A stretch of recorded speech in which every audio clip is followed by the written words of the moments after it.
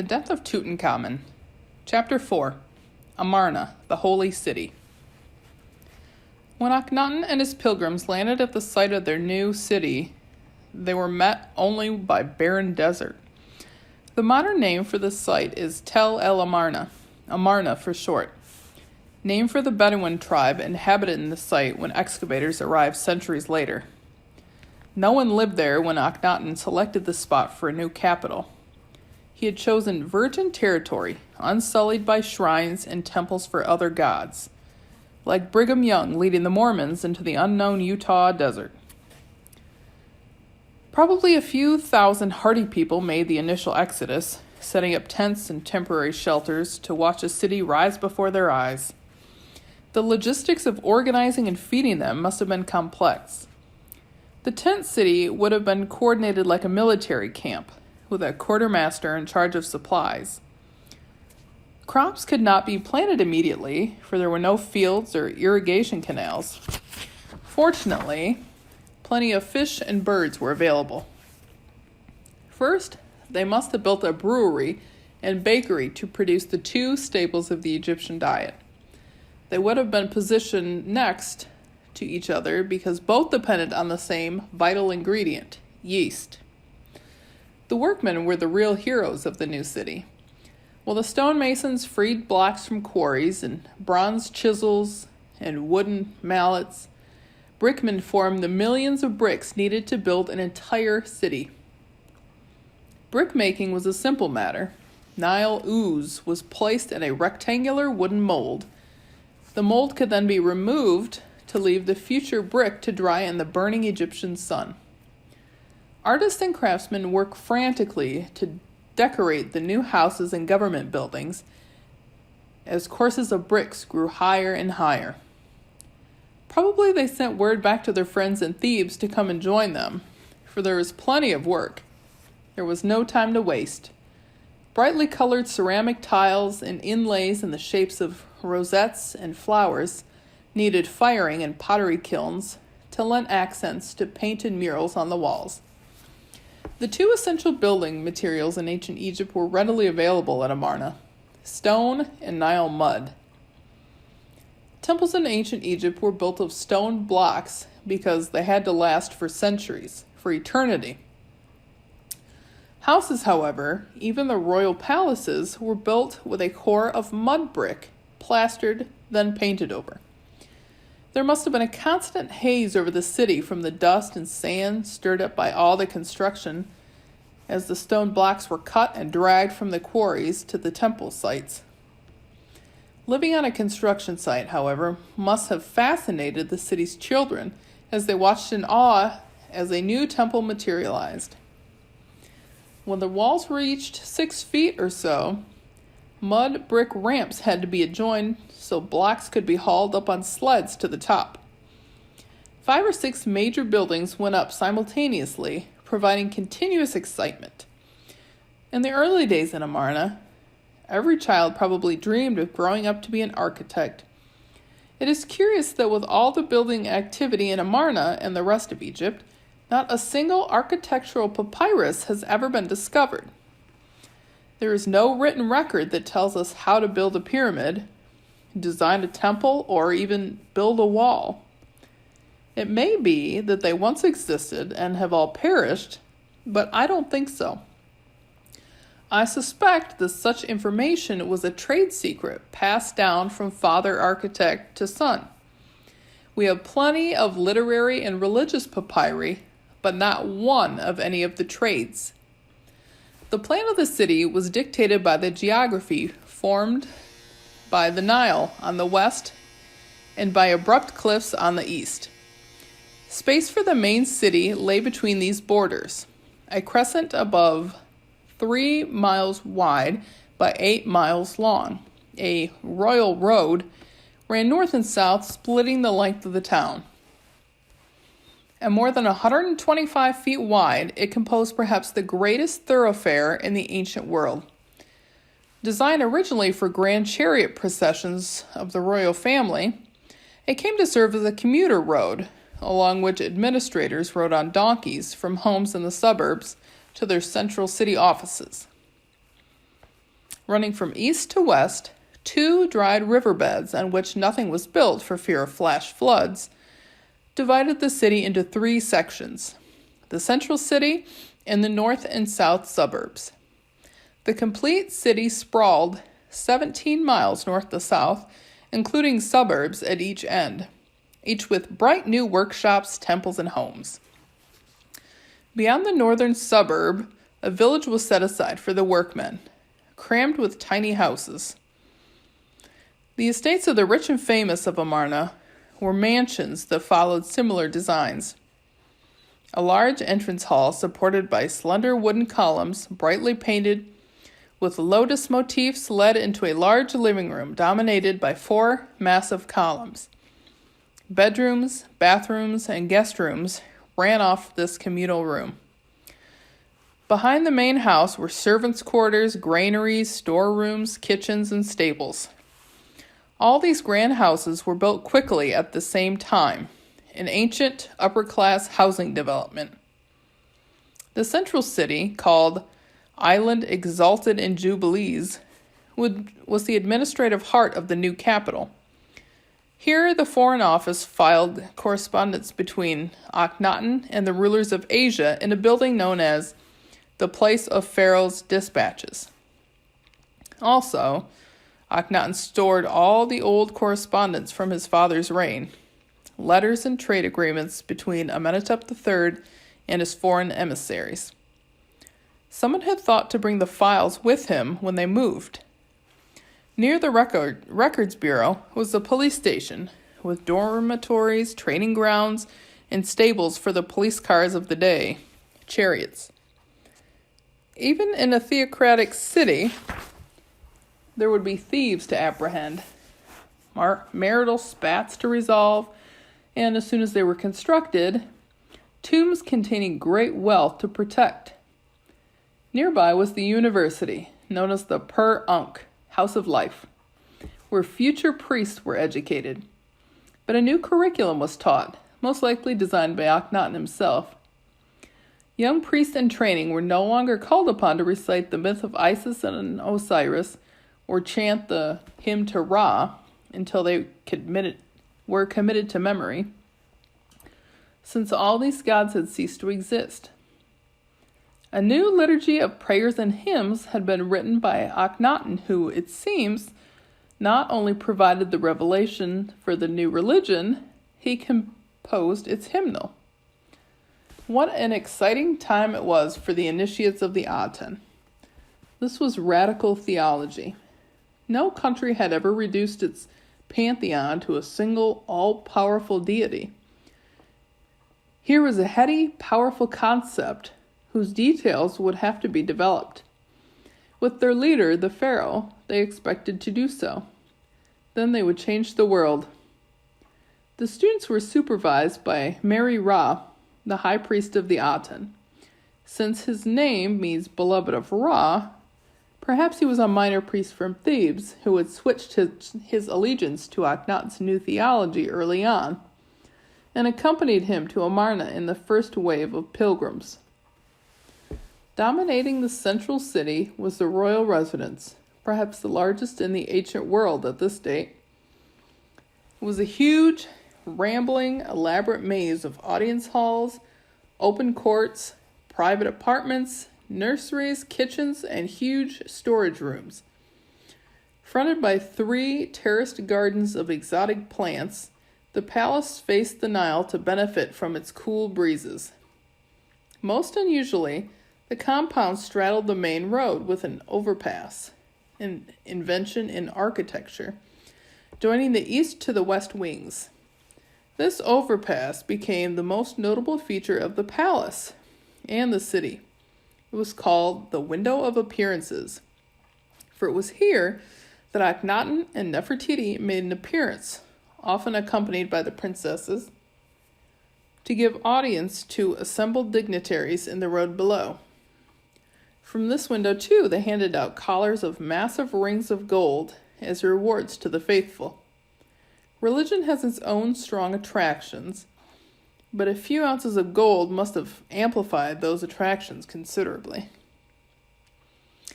A private temple, Castle of the Aten, near the palace, provided a sanctuary where the royal family worshipped privately and were rejuvenated by the Aten's rays. For ordinary citizens, a great swathe of the city temple soon rose to challenge even the unparalleled Karnak in area, measuring almost 2,000 yards in length by 50 wide. Nothing like it had ever been seen. Egyptian temples were, for the most part, dark, mysterious places, roofed over by stone slabs that left only small slits cut in the stone to admit shafts of light into a murky interior. Traditional temples mirrored our railroad flats. One section simply led into the next in line. First came an open court, a large area where the common people could pay their respects to the gods. A ramp at the back of the open court led to a second, more secluded court covered with a roof. This second chamber was reserved for the nobility. As you moved deeper into the temple, rooms became smaller and more intimate as the floor rose and the roof lowered, creating an atmosphere of special, sacred space. The third section, the Holy of Holies, was the precinct of the priest alone who attended the gods. Oracles resided in the Holy of Holies, cult statues used for forecasting the future and obtaining divine guidance. Normally, they remained in their shrines of stone, though on special festival days they were carried around the town in portable shrines of gilded wood that resembled the sacred barks of the pharaoh. Akhenaten swept all this aside in designing his new cathedrals. Since there were no statues of the Aten, and all the old gods had been banished with their idols, there was no need for a Holy of Holies. Because the solar disk was the object of all the worship, darkened passageways and even a roof would be entirely out of place. The new temple of the Aten was designed to be an open-air affair, full of light and sun. Essentially, it consisted of a rectangular perimeter wall that defined an open court 2 football fields in size. Inside was nothing but the sweep of space and rows of offering stands, one for each day of the year, at which the Aten received daily food offerings. Akhenaten's other temples varied only slightly from this design. Some were smaller, more like a kiosk, but they were all light, airy, and open to the sky. I think of Akhenaten and his followers as like California sun worshippers, everyone with a perpetual tan. The new temples, however, did retain one architectural feature of the Theban temples, probably because it was too dramatic to omit. Massive entrance pylons, like those found in Karnak and Luxor temples, separated the outer precincts from the inner temple. Poles mounted on the pylon's face flew long streamers fluttering in the breeze to symbolize the breath of life. All this knowledge of Amarna comes from a series of extraordinary excavators who were intrigued by the enigmas of the lost city. John Gardner Wilkinson, one of the first British Egyptologists, the son of a minister, attended Oxford but left before obtaining his degree for a career in the army. While stationed in Italy, Wilkinson learned of the attempts of Egyptologists to decipher hieroglyphs. Excited, he headed straight for Egypt, where he remained for 12 years. Like all the pioneers of Egyptologists, Wilkinson was self-taught, but his brief military experience prepared him for the Spartan regime that was to become his life. After taking up residence in Thebes, Wilkinson's first cataloged the tombs in the Valley of the Kings. It was a simple matter. With a can of paint in one hand and a brush in the other, he numbered each one. His numbers remain to this day. Wilkinson traveled to Amarna in 1824. He found the remains of temples, palaces, tombs, houses, and broad thoroughfares. Everything you would expect to see in an ancient city. But something was askew. The art. The wall paintings, carvings, and sculpture, different from anything he had ever seen in Egypt. Like their images on the blocks that were found a century later at Karnak, the king and queen were portrayed as deformed. The king had wide hips and obvious breast, an almost feminine figure. The body of the queen had equally wide hips and obvious breast, though this was not notable for a woman. However, her neck was impossibly long, and her arms were thin and spindly. Pictures of the princesses showed elongations at the back of their heads. Accompanying these figures was a solar disk with its rays shining down upon the royal family, each ray terminating in a hand that held either an ankh, the symbol of life, or a scepter, the symbol of power. Who were these peculiar people? Wilkinson could not tell. Their names had been erased.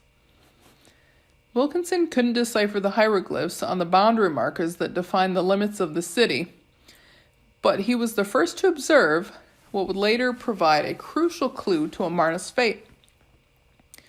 The city hadn't merely been abandoned, it had been taken apart. The palaces, temples, and houses had been razed to ground level, so that practically all that remained were their foundations and random blocks of stone.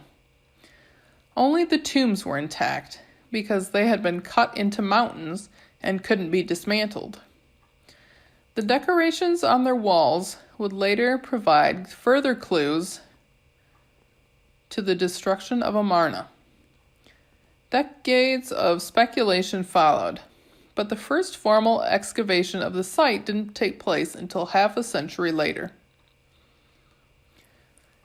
The French archaeologist mission began excavating at Amarna in 1883 to attempt to solve the riddles of the royal family of misfits, their curious art, and the destruction of their city. Something unprecedented had happened here. The sites were different from any previously investigated. Most excavations focused on single buildings like Luxor Temple or building complexes like Karnak, but this was an entire city, although not much of it was left. All the French could see were mounds in the sand stretching for miles. It was not clear where they should begin. Because the city had been intentionally dismantled, this was a challenging excavation, and there was little hope of finding treasures to bring home. Nonetheless, the excavation proceeded, clearing the foundations of palaces, temples, and houses from sand. They discovered the suburbs and the wide road running through the city.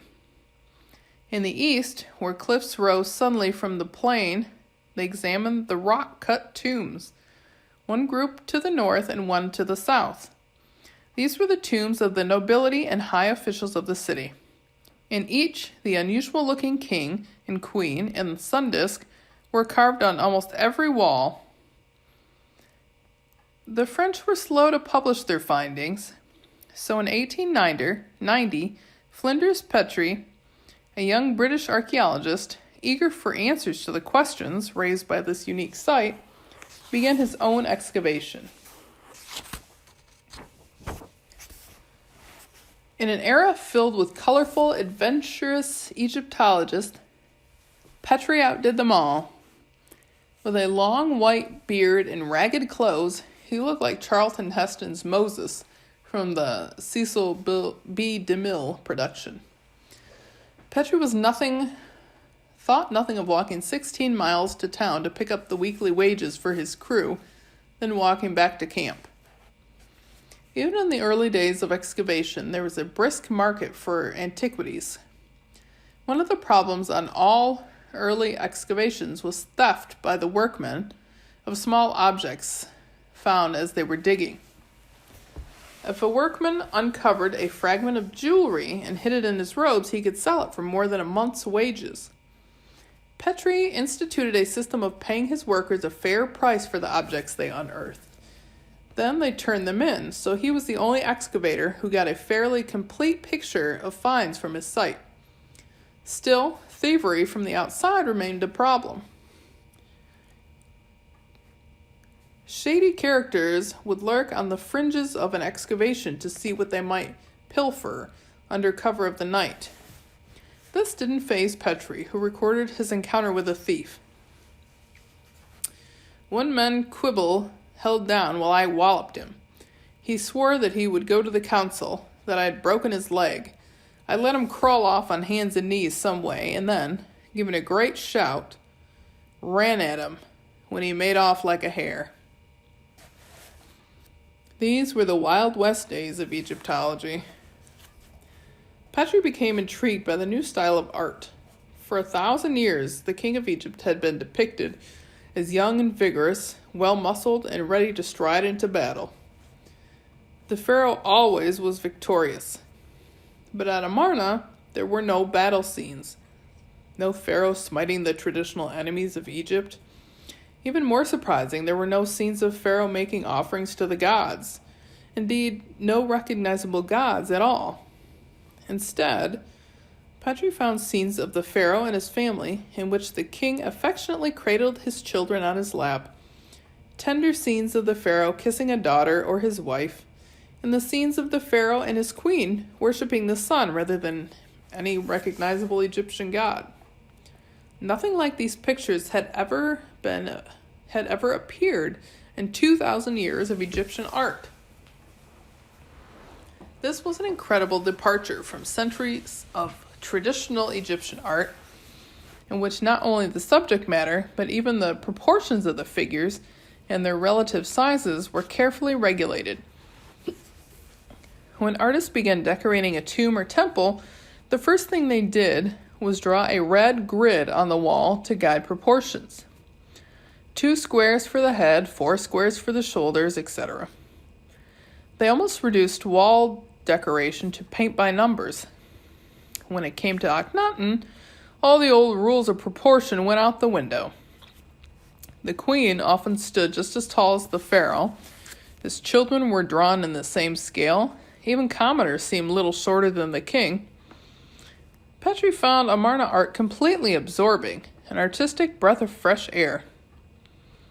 The more that was revealed about the mystery family as the excavation continued, the more Petrie became enamored. It seemed as if this pharaoh, whose name was eventually revealed to be Akhenaten, was a religious visionary. After centuries of worshipping a multitude of deities, the pharaoh banished all the other gods in favor of one god, the solar disk, the Aten. He had introduced monotheism to Egypt. Living in truth, the motto adapted by Akhenaten, seemed to Petrie to be the crux of the revolution. Akhenaten must have had a physical deformity, but in keeping with his motto, he permitted, or perhaps insisted, that he be portrayed realistically. The idea carried over to choices of subject, hence the intimate family scenes. All in all, the art was lovely. In 1891, Petrie unearthed beautifully painted floors in what had once been the palace. Birds flying over marshes with animals below, still glowing in their original vibrant colors. Petrie copied 250 square feet of floor paintings himself for eventual publication. The floor was so spectacular that Petrie bought a wooden walkway for visitors so they could amble around the paintings without causing damage to them. Concerned that local carpenters might scratch the floors by dragging their materials across them, Petrie performed all the carpentry himself. For years after Petrie closed his excavations, tourists continued to flock to the wonderful paintings. Unfortunately, as there was no pathway from the river, visitors often cut across a farmer's field and damaged his crops. One night, the farmer hacked the pavements to bits. Petrie was a religious man who saw the beginnings of his own faith in Akhenaten's monotheism. Like many Egyptologists of similar background, he came to Egypt because it was part of the Holy Land, the place of the Exodus, to find confirmation for the Bible. Still, Aside from the religious aspect, Petrie was not far from the truth. Akhenaten is the first individual whose abstract ideas had a profound effect on his society. The first man in recorded history to speak of a single god. As Petrie put it, no king of Egypt, nor of any other part of the world, has ever carried out his honesty and expression so openly. Thus, in every line, Akhenaten stands out as perhaps the most original thinker that ever lived in Egypt, and one of the greatest idealists of the world. No man appears to have made a greater stride to a new standpoint than he did. Petrie had no formal training in translating hieroglyphs, so he couldn't completely understand the inscribed material he found. Nonetheless, he realized how important the boundary markers for the city were, and hoped to make some sense of their inscriptions. Assigning a letter to each stela, he began assiduously copying their inscriptions, including one of the most inaccessible stela that required viewing through a telescope. When his drawings were later translated by others, the 14 standing stones Akhenaten had erected to define the area of his new city were told an amazing story. The stela, all carved within a 4-year period, presented 2 versions of the same declaration. Akhenaten claimed that the Aten himself had led him to the site and commanded him to build upon this spot where the Aten first manifested himself, where the world had come into existence. The pharaoh had been directed through a mystical vision to build a new city in the wilderness. He named the city Akhenaten, Horizon of the Aten. He assured any reader of the stela that His Majesty appeared in his great chariot of electrum, like the Aten when he rises in his new city horizon. Now it is the Aten, my father, who advised me concerning it, Akhenaten. No official ever advised me concerning it, or people who are in the entire land ever advised me concerning making Akhenaten in this deserted place. Perhaps looking across the horizon, Akhenaten saw a line of cliffs broken only by a wadi, valley, and realized the landscape formed the shape of the hieroglyph for horizon. Perhaps this was his sign from the Aten. When I was staying in Amarna a few years ago, I rose early one day and looked out my window to see the sun rising in a notch in the cliffs across the Nile, just like the hieroglyph. I couldn't help but think, Akhenaten really did see it. After describing the buildings he would construct for his father, the Aten, the stela closes with a remarkable pledge. As for the southern landmark, which is upon the eastern mountains of Akhenaten, I shall not pass beyond it, toward the south, forever and ever. As the middle landmark, which is upon the eastern mountains of Akhenaten, I shall not pass beyond it toward the east forever and ever. Akhenaten vowed never to leave the city. I wonder if anyone at the time realized the effect that the pharaoh's pledge would have on Egypt. If the king remained in this city forever, he could not fulfill the traditional roles of a pharaoh.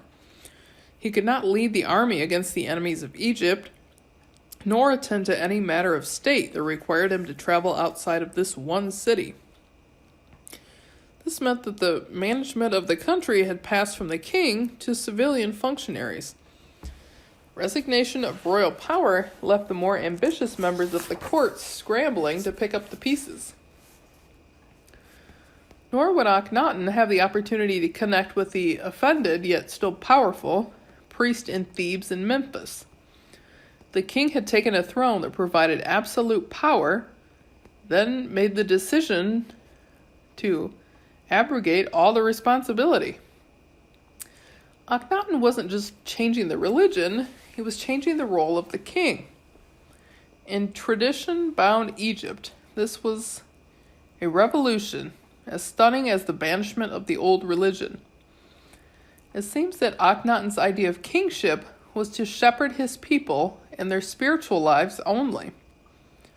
One day, Akhenaten gathered his followers in a worship service at the site of one of the boundary stela and spoke to those assembled in a sort of Sermon on the Mount.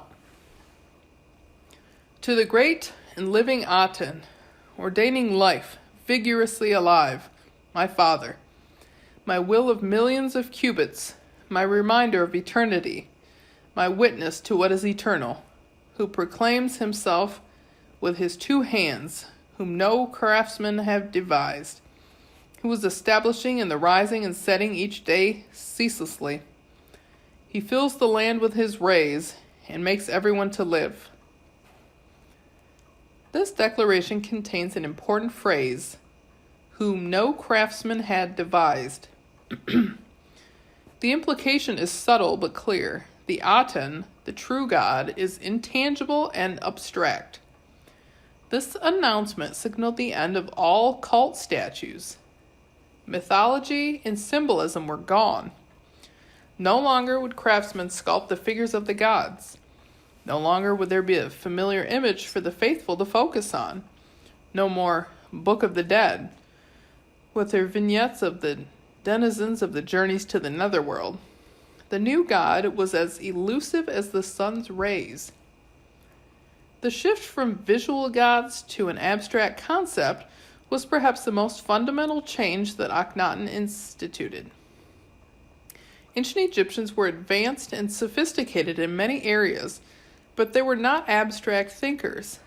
They left no philosophical writings, such as would come from the Greeks 1,000 years later. Egyptian mathematics was the best in the ancient world, but it was not abstract. They developed some geometry because they needed to resurvey farm boundary lines that were swept away each year when the Nile flooded the fields, but they did not inquire about the nature of space. All their thoughts were directed to specific, concrete needs. Akhenaten, it seems, though in ways completely new to the Egyptians, when he moved his followers to Amarna, he carried them on a greater mental journey than any of them could imagine. The Murder of Tutankhamun, Chapter 3, continued. The handwriting on the wall. What the temples tell us. Temple walls are a crucial source of information for Egyptologists. They provided huge surfaces for pharaohs to boast of their deeds, and because the walls were made of stone, they have survived. If a king wanted to announce how much land he dedicated to the temple, it was carved on the wall. When a pharaoh returned from a victorious military campaign, the triumph was recorded in full detail for all to see and marvel at the bravery of their pharaoh. There were glorious scenes of the pharaoh charging into battle in his war chariot, killing his enemy with arrows, and returning victorious with bound captives. Invariably, at the end of the panorama are the scribes, counting piles of severed human hands, the Egyptian method of tallying the number of enemies killed. Actually, two versions of the story were carved on the walls, one in words and one in pictures. When Napoleon invaded Egypt in 1798, hieroglyphic writing hadn't been decoded yet, so they couldn't read the inscriptions. Because so many of the scenes were battles, they assumed that temples were palaces. They couldn't imagine putting such violent scenes in a place of worship. To the ancient Egyptians, it was all connected. Conquering foreign territories was part of the divine order, something assisted by the gods. Every war was a holy war. If Napoleon's men could have read the inscriptions, they would have realized that these were temples, and they could have read the dates of the battles, numbers killed, and even the names of the king's horses. If you can read a temple wall, you can learn a lot about Egyptian history.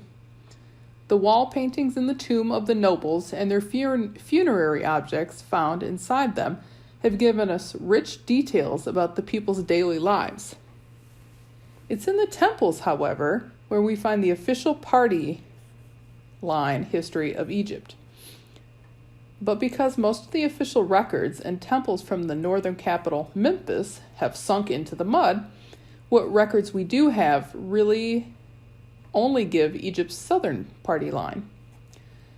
Thebes rarely saw rain or high humidity, so the temples and tombs are well preserved. The papyri they housed are still legible. During the reign of Amenhotep III and his 18th Dynasty ancestors, the information from Thebes is rich with detail. We have Amenhotep's temples and we have his tomb, but suddenly the records break off with the king's death. The first clue as to what happened after Amenhotep died came from inside the walls of Karnak Temple. By the turn of the century, some of Karnak's great pillars had fallen. Its huge gateways were crumbling, and major restorations were needed. In 1926, French Egyptologist Henri Chevier began reconstructing the second pylon at Karnak, built by the pharaoh Horemheb. The crumbling pylon had to be completely dismantled and each block numbered for reassembly, like a huge Lego project. As the blocks were taken down, Chevier discovered, inside the pylon, blocks from the mysterious time right after Amenhotep III's reign. The blocks found at Karnak Temple became known as talatat, from the Arabic word talata, meaning 3, because the block measured 3 hand spans wide. These newly found blocks were decorated with the cartouches, oval shapes encircling royal names, of Amenhotep IV. They were from an entrance gate at Karnak, built by Amenhotep III just before he died, and completed by Amenhotep IV after his father's death. A picture began to emerge. Amenhotep IV ruled for a time with his father, and when the old king died, it looked as though his son completed his father's pylon in the usual Egyptian style. As more talatat were uncovered, it was noted that they were actually decorated in 2 different styles. Some were traditional, others came from a temple built by Amenhotep IV, and on these, the art changed. He and his wife and children were shown as grotesque and deformed. There were scenes of the pharaoh worshipping the solar disk, its long rays terminating in hands holding an ankh, the symbol of life, extending toward the pharaoh. Such scenes had never been seen before. The excavators realized that Amenhotep IV had built a temple to the sun disk, the Aten, in Karnak Temple, which was ancient Egyptians' equivalent of the Vatican. A previously obscure god was being thrust into prominence inside the national church. As more and more blocks were discovered, it became clear that this was more than a new style of art. It was a full-blown religious revolution. On many blocks, the faces of the king and queen had been hacked out. The hands at the end of the Aten sun disk had been slashed. Amenhotep IV may have started a new religion, but clearly at some point it was rejected. Over the years, more than 40,000 blocks were found and kept in large storehouses for the day when sense could be made of them. Far too many blocks were missing to reconstruct the temples from which they came, but in 1965, Ray Winfield Smith, an American businessman, conceived of a plan to recreate on paper what couldn't be put together in stone. His idea was to photograph every single talatat, not just those in Egypt, but even blocks that had been found over the years and had found their way into museums and private collections around the world. Every block was photographed on the same scale, creating pieces for a giant jigsaw puzzle. Then, with the aid of a computer, the temples could be reconstructed on paper. A detailed description of each block, listing all significant features, was entered onto the computer. If a piece had the head of a pharaoh that was broken off at the neck, it was recorded so the computer could search throughout the thousands of talatat for the blocks that had the body of a king beginning at mid-neck. When the computer found blocks that were possible joins, the photos were located and fitted together to see if they were a match. As the 6-year project continued, it became clear that the talatat came from not one, but several different temples built by Amenhotep IV during the early years of his reign. Chevrier also found colossal statues of Amenhotep IV that once stood in front of his temple called Gem Pa Aten. The Aten is found. One of the statues, sculpted in the nude, shows the king almost as a hermaphrodite with wide hips and breast, but no genitalia.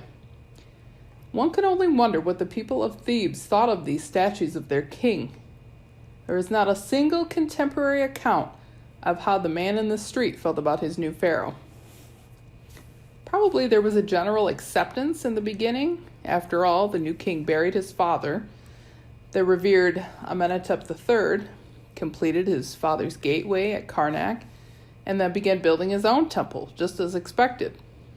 Perhaps even the unusual representations of the royal family were quietly endured.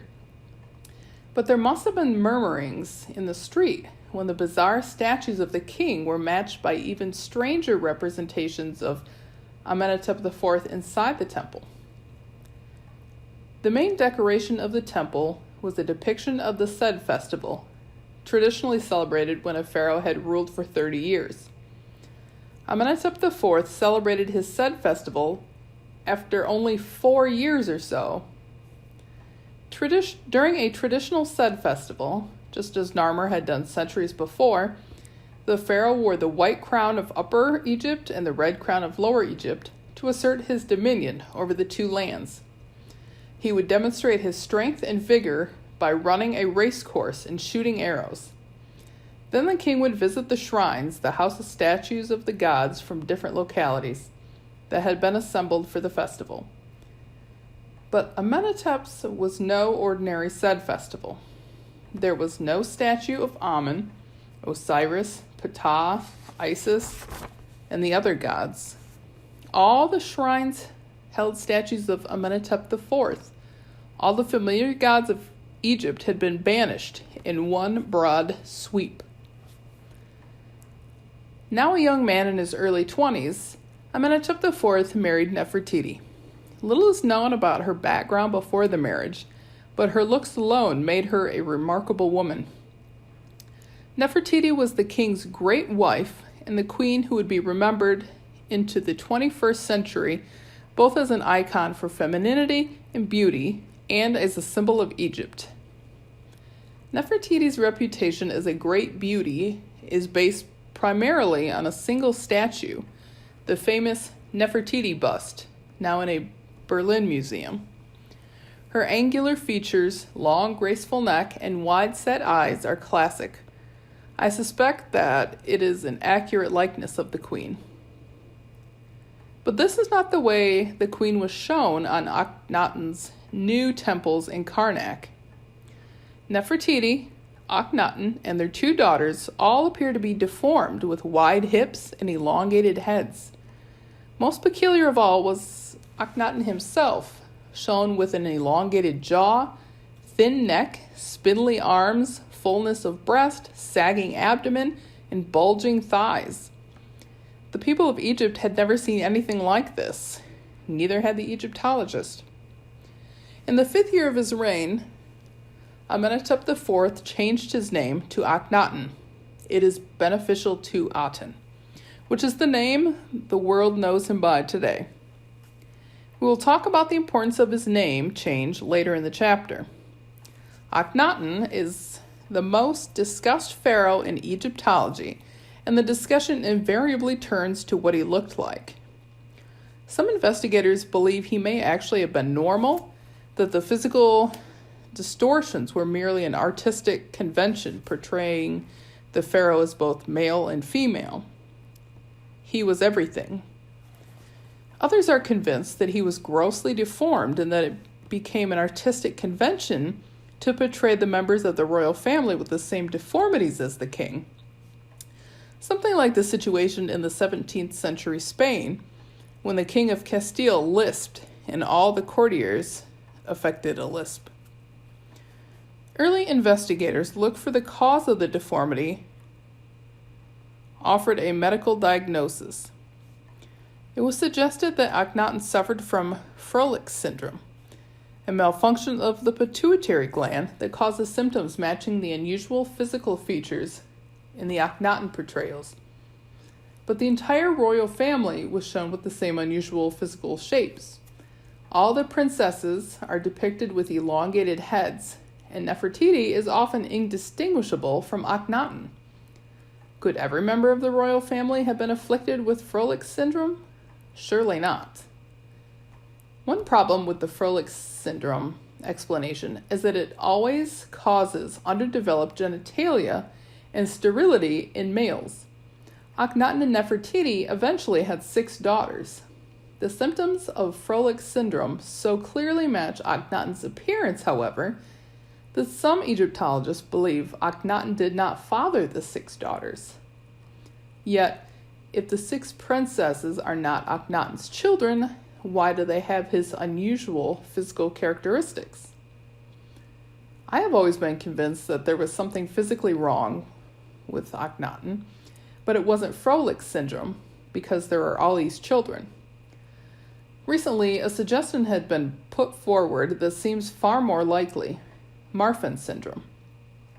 This illness was first diagnosed in 1896 by Antoine Marfan, a French pediatrician who was examining a 5-year-old girl with long, thin fingers and toes and a curved spine.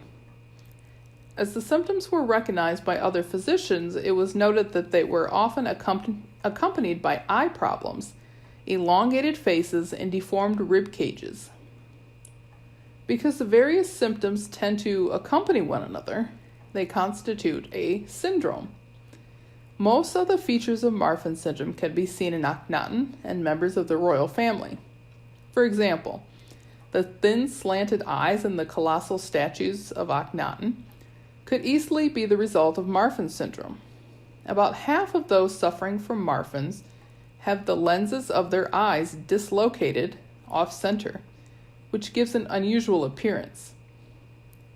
Akhenaten and the entire royal family are shown with extremely long fingers and toes, spindly arms, narrow chest, the precise symptoms of Marfan syndrome. But could they all have the same condition? Was it contagious?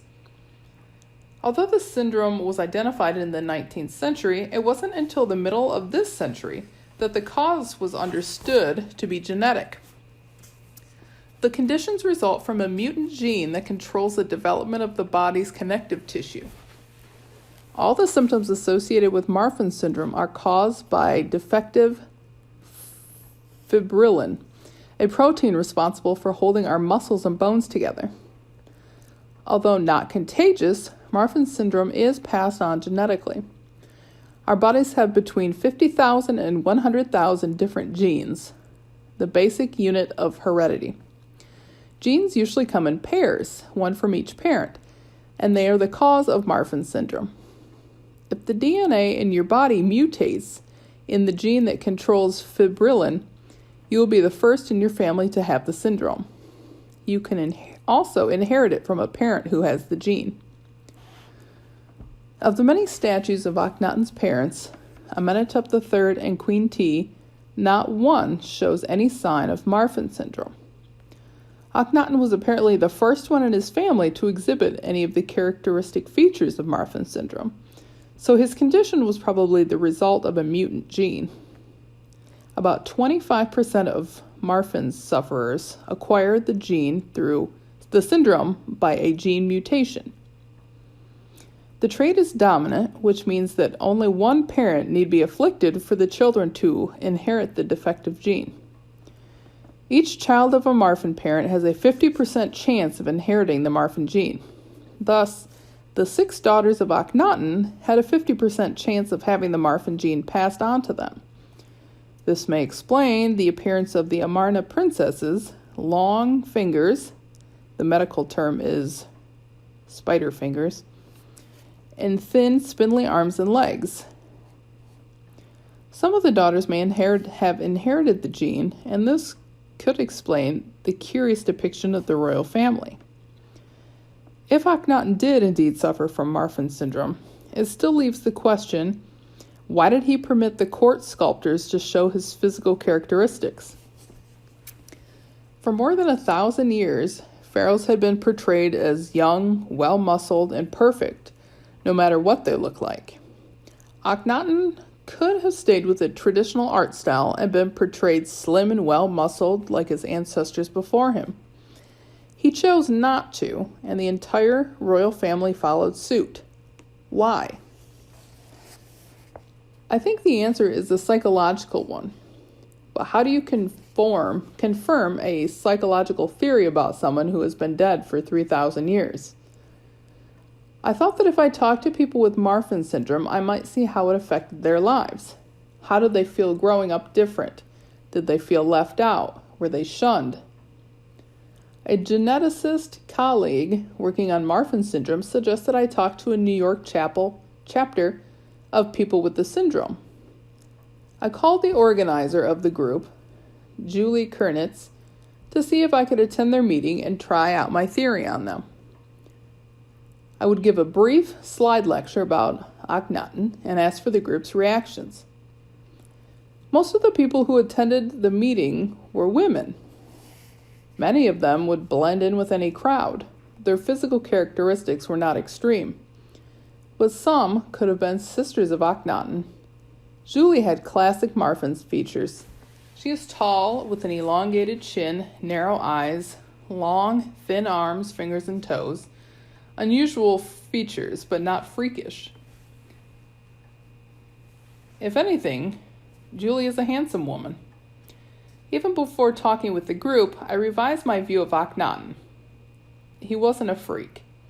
You can look different without looking freakish. One of the women in the group had physical features that were shocking. Julie introduced me to the group and I began talking about Akhenaten and showing slides. After the second slide, I began to hear a lot of yups and wows. As I continued with the slides of the elongated hands and feet of the royal family, there were even more exclamations. Marfan toes. They had found a kinsman from ancient Egypt. After my talk, I asked if any of the women would be treated differently when they were growing up, felt left out, had been shunned, and if so, how had they reacted? One woman said as a child she was always told to stand in the back to hide her long hands when a family photo was taken. Another young woman with close-cut hair and wire-rimmed glasses told a similar story and then provided the insight I was looking for. She said she rebelled and did everything she could to accentuate her appearance, wore capes and strange clothing and bizarre makeup. Who knows what she would have done had she been the king of Egypt? The group understood Akhenaten. It seemed perfectly reasonable for him to have colossal statues to validate himself, to assert himself. It would have been a great catharsis after having been shunned and ignored for so long. They were a group of wonderfully open, eager people. When it became obvious that I was an Akhenaten fan, they removed their shoes and compared their feet with the pictures I had of the king's feet. Julie tried to extend her extremely long fingers into the position of the Amarna hands, with the fingertips turned slightly upward. It was a very touching experience to meet with this group, and at the end, they asked for copies of the slides I had shown. Akhenaten will become a poster boy for the Marfan Association in their efforts to reach out to others with the disorder. He never knew what made him different. The move to Akhenaten, Amarna. If Akhenaten was reacting to his lonely childhood, he went at it full steam. He placed a proclamation on the temple wall declaring his rejection of the gods of Egypt, saying that the old gods ceased to exist and that a single new god had been embraced. In the early stages of the change, the new god took the form of the traditional sun god, Ra Horiketi, Ra the Horizon Horus, appearing as a falcon-headed man wearing a royal kilt. This version first appeared on the southern gate at Karnak, which was completed by Akhenaten. But the Ra-Horiketi form of the god did not last long. In the 3rd year of Akhenaten's reign, the falcon-headed god was replaced by a disk, the Aten. The sun disk was an ancient symbol of Egypt. The word Aten means disk, which first appeared 1,000 years earlier during the Old Kingdom. The sun god is a central theme in Egyptian religion. The word for sun was Ra, which was the same as the word for sun god, although they were not written the same in hieroglyphics. The role of the sun god changed over the centuries, rising and ebbing in importance. Ra was the patron deity of the northern city Heliopolis, literally Sun City. Although Amun, Mut, and Khonsu were the patron gods of Thebes, interest in the sun cult was growing. Amenhotep III, for example, was called the Sun King. Still, the Aten, an aspect of the sun, was a minor god. But Akhenaten changed that. Inscriptions found on the Karnak blocks show that in the 5th year of his reign, Amenhotep IV changed his name to Akhenaten. It is beneficial to Aten. Names held a special significance in ancient Egypt. Often Egyptian children were given 2 names at birth, one only known to the mother, another for public use. The real name was the only one the mother knew, was the one only the mother knew. So if someone attempted a magical spell using the commonly known name, it wouldn't work. Isis, the goddess of magic, was called she who knows all the names. No one was beyond her magic. Akhenaten's name change was not just the whim of an adolescent. It was a statement about things to come. At about the same time he changed his name, Akhenaten announced that he would move his capital from Thebes to a remote site in Middle Egypt. It was here in an isolated city that Tutankhamun would be born. Akhenaten's revolution had evolved over a period of 4 or 5 years. What seems like an instant in Egyptian history, but there was plenty of time for tensions to develop. The strange depictions of the king and his family hurt no one. Even the elevation of the new god Aten to a place of prominence at Thebes may have been acceptable to some.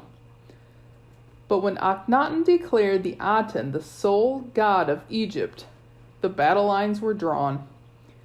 It meant that no longer would royal donations of gold, linen, wine, grain, cattle, captives, and land enrich the temples of Amun, Mut, Khonsu, and all the other gods up and down the Nile. Akhenaten was a god against the gods. If the priesthood of Amun had been weak and unsupported, the temples would have closed, perhaps eventually to be replaced by priests of the new religion. But the powerful priesthood at Thebes had its own lands, it had its own revenues, and it didn't require Akhenaten's patronage for survival. The priests must have been furious. The pharaoh had decreed their gods were false, had withdrawn support of the temples, and was abandoning them. The tension between Akhenaten's court and the tens of thousands of priests must have been incredible. The release valve was Akhenaten's decision to leave Thebes. But who would stay and who would accompany him? What must it have been like at Thebes at the time of the big move? The older people probably clung to their gods and said, "Let him go." Thebes was prosperous, life was good for the upper classes, who had no desire to leave the comforts of their home. Officials like Ramos, the mayor of Thebes, stayed behind. His dilemma is reflected on the walls of his tombs in the Valley of the Nobles near Thebes. Ramos had completed 2 walls of his tomb showing him with his beautiful wife and family in the traditional style. Everyone wears his finest garments, every curl of his wig is in place, everyone is perfect, just the way he wanted to be for eternity. Then Akhenaten changed his style of art. Caught in the middle and desperate to be politically correct, Ramos completed his tomb decoration in the new style, featuring Akhenaten and his misshapen body, preaching to his followers and showing Akhenaten and Nefertiti in their window of appearances, giving an audience. Ramos was also careful to show himself wearing gold collars, his reward for switching to the new god. Or was it a bribe for seeming to do so? Ramos died before his tomb was completed. The funeral procession that buried him was quickly painted on the wall. Ramos had one foot in the old religion and one in the new. I wonder what he thought would happen to him in the next world. This was the first religious revolution in recorded history, and it must have been an exhilarating time for the followers of the Aten. There may have been some who had been wronged by the priest, who were unhappy with their lives, or who simply wanted to be part of the great adventure. When I think about Akhenaten's move to Amarna, I am reminded of the communes of the 1960s. Their members were rarely the overachievers of society. They were often the ones who hadn't quite found their niche. Unhappy with society, they were dropping out, hoping to make a better life. What's amazing about Akhenaten's cult is that its leader was the king of Egypt. They were all dropping out with the pharaoh. So when Akhenaten left Thebes to start his utopian community, I don't think many of the Theban establishment followed him. They would have had to give up too much. The names of the nobles of Amarna are not ones known at Thebes. The boats full of people that traveled to Amarna must have been like the pilgrims who came to America. They were not aristocracy. They were simple people hoping to better their lives. Hundreds of craftsmen were needed to build an entire city. They were probably offered incentives to follow the king on his holy quest. There are no records of what the trip was like. Boat travel was usually reserved for the upper classes. The poor rode donkeys. But since the pharaoh was their leader, perhaps everyone went by boat. Sailing north with the Nile current, the 150-mile trip would have taken a week, and the convoy of boats must have been buzzing with excitement about their wonderful new city, presided over by a single god. There must have been a joyous feeling of optimism. Life will be good. We can do anything. The pharaoh is our leader. The Murder of Tutankhamun, Chapter 4, Part 2. Akhenaten the Dreamer. The fullest explanation of the theology of the new religion comes from a hymn carved on the walls of several tombs at Amarna. The most elaborate version is incorporated in the west wall of the tomb of Ai, a favorite courtier of Akhenaten. All indications are that Akhenaten himself composed it. Although written centuries before the Old Testament, it has a similar tone. In fact, scholars find resemblances to Psalm 104. Splendid you rise in heaven's light land, O living Aten, creator of life. When you have dawned in eastern light land, you fill every land with your beauty. You are beauteous, great, radiant. High over every land, your rays embrace the lands to the limit of all that you made. Rain, Ra, you reach their limits. You bend them for the sons whom you love. Though you are far, your rays are on earth. Though one sees you, your strides are unseen. How many are your deeds, though hidden from sight? O sole God, beside whom there is none. You made the earth as you wished, you alone, all peoples, herds, and flocks, all upon earth that walk on legs, all on high that fly on wings, the lands of Kor and Cush, the land of Egypt. You set up every man in his place. You supply their needs. Everyone has his food. His lifetime is counted. Their tongues differ in speech, their characters likewise. Their skins are distinct, for you distinguish the peoples. You are my heart. There are no other who know you. Only your son, Nefer Khepru-Re, Akhenaten, sole one of Ra, whom you have taught your ways and might. Poetry shows Akhenaten at his best.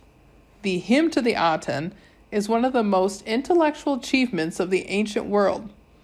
By so elegantly stating the essential theological doctrine, this hymn must have been a great inspiration to his followers. Only one God, the Aten, is responsible for creation of the world, and the God created the people of all the nations, not just the Egyptians. Of course, if the Aten was the God of all people, then the Egyptians were no longer superior. By embracing all the people of the world, Akhenaten had undermined the justification for all of Egypt's previous military campaigns. The world is no longer revolving around Egypt. It revolves around the sun. The Hymn to the Aten reveals Akhenaten as a man of sensitivity, an inspired poet, while his speech on the boundary stela shows a visionary, a mystic. The policies instituted and the changes made during his reign were so radical in their humanism and so divergent from tradition that they could only been initiated by the pharaoh himself. From temple and tomb walls, we discover a man devoted to his family.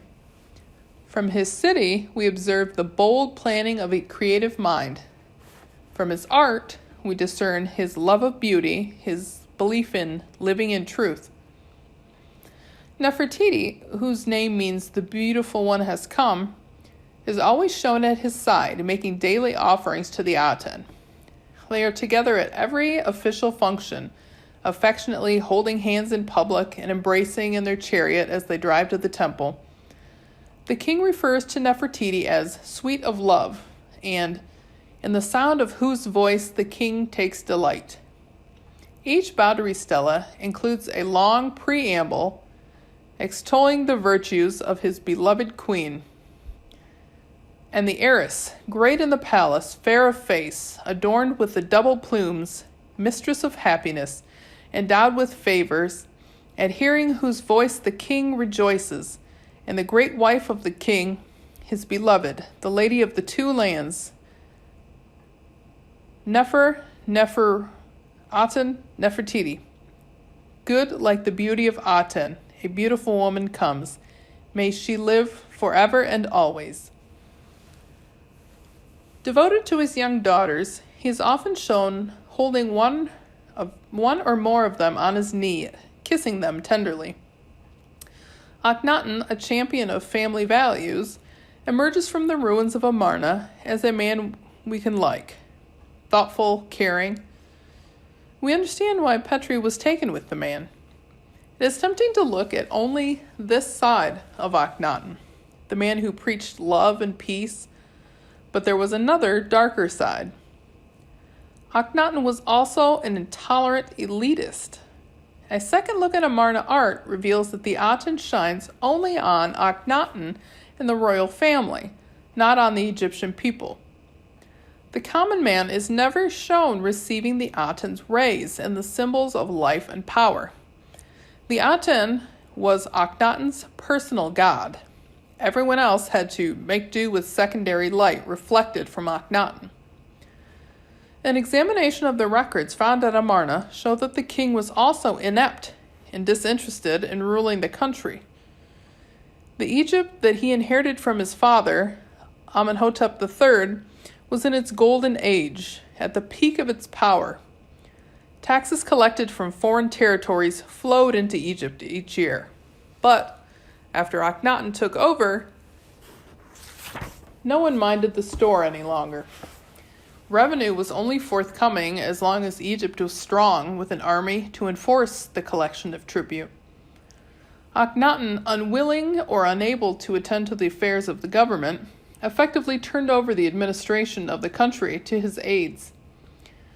Without a strong king at the helm, Egypt's tax revenue and lucrative trade agreement were allowed to lapse. The army received little support. While Akhenaten contemplated the Aten, the affairs of state disintegrated from neglect. He was the flower child of a wealthy man who inherited but ignored the family business. Under Akhenaten's disinterested control, Egypt's power in the Near East declined rapidly. Donald Redford, the Egyptologist who has devoted more than a quarter of a century to unearthing Akhenaten's scattered monuments, believes his findings reveal one of the most displeasing characteristics of the way of life Akhenaten held up as a model: refined sloth. As Egypt gradually lost its dominant position in the Near East, the residents of Amarna, although isolated, must have sensed that all was not well in the land. The new god, the abstract Aten, had not provided for the country and its people as well as the old gods of Egypt had. In the end, Akhenaten resorted to lavish rewards to keep the faithful true to his cause. Scenes carved on tomb walls show Akhenaten, Nefertiti, and the princesses standing at the palace's window of appearances, while citizens of Amarna gathered in the street below, reaching up to receive necklaces of gold handed down by the royal family. By the end of Akhenaten's reign, the distribution of gold necklaces may have been little more than a bribe to keep the people faithful. With his control slipping, Akhenaten, in a surge of fanaticism, dispatched workmen throughout Egypt to chisel out the name of Amun, the chief god of Thebes, wherever it appeared on monuments. Even the 3 hieroglyphs signifying Amun in his father's name, Amenhotep, were erased. Akhenaten died in the 17th year of his reign, taking his vision of a new world with him. His body was never found. No inscription tells us what caused his death. We only know that a reign that began by preaching peace and beauty ended in a regime of intolerance. The Murder of Tutankhamun. Chapter 5. Tutankhamun's Parents. Immediately after Akhenaten's death, messengers were dispatched to announce the news throughout the land. They traveled to Thebes in the south and Memphis in the north. Normally, such an announcement would cause the whole nation to grieve from both sadness and worry because it demonstrated Seth's triumph over Osiris, disruption of the divine order. Akhenaten's death must have been different, eliciting a variety of emotions in different segments of society. Divine order had already been profoundly disrupted by Pharaoh himself during a reign marked by years and years of confusion. At least in private, there must have been a great rejoicing among the priests of Amun in Thebes. Their prayers had been answered. The Pharaoh, who chiseled out the name of their god, had felt Amun's revenge. In Memphis, priests awaited the day when they could worship Ptah again, creator of the world, as they had for centuries past. The military establishment, too, must have cheered. Nothing pained them more than to merely stand by watching Egypt's dominance ebb away. It had been decades since they made their last annual campaign to get tribute from the territories. First, Amenhotep III had focused all 35 years of his reign on building in Thebes, seeking immortality in temples rather than in the battles that tradition dictated. 35 years of parades had been hard to endure, but at least the earlier drubbings of Egypt's vassal states had so cowed them that they remained loyal. It was the last 15 years that had wrenched the army's collective heart. One by one, Egypt's foreign tributaries had fallen under the power of the hated Hittites, or equally despised Mitanni, after plaintive letters from ambassadors from an Egyptian army had fallen on Pharaoh's deaf ears. The soldiers must have rejoiced more than anyone when the news reached them of Akhenaten's death. Now their careers might begin again. The citizens of Amarna would have been agitated by uncertainty and fear. What and where would their place be in a new universe? Their religion, which was the sole reason for Amarna, had been the vision of one man. With the prophet dead, who would take his place? What would become of his city and people? These questions soon would be answered, but first there was a funeral to prepare. Traditionally, 70 days were required for mummifying a pharaoh and all the accompanying rituals, but along with everything else in his religion, Akhenaten had changed the concept of life after death. The old belief was that the next world was a continuation of this one, only better. It was too materialistic and worldly for the pharaoh who gave the world its first abstract god. Akhenaten believed the next life would be a shadow existence. The deceased, or at least his spirit, remained in his tomb and awoke each morning when the Aten appeared on the horizon. From broken fragments excavators found in his tomb, we know that Akhenaten was buried with Ushabti statues. These traditional netherworld servants, in his case, did not hold farm implements for work in fields. They held ankhs, the sign of life. We do not know what other rituals or prayers would have honored Akhenaten's spirit, but I believe that the high priest, Mary Ra, must at least have recited the hymn to the Aten. Work began on Akhenaten's tomb when he first moved to Amarna and continued until the time of his death.